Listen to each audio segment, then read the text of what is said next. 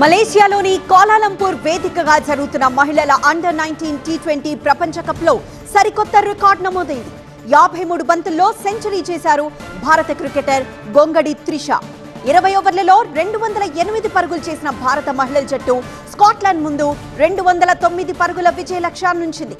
గొంగడి త్రిష స్వస్థలం భద్రాచలం.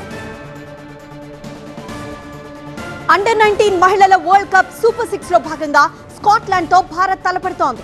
ఈ మ్యాచ్ లో తెలుగు యువ క్రికెటర్ గొంగడి త్రిష 59 బంతుల్లో 13 ఫోర్లు 4 సిక్స్లతో రికార్డుల సెంచరీ బాతింది.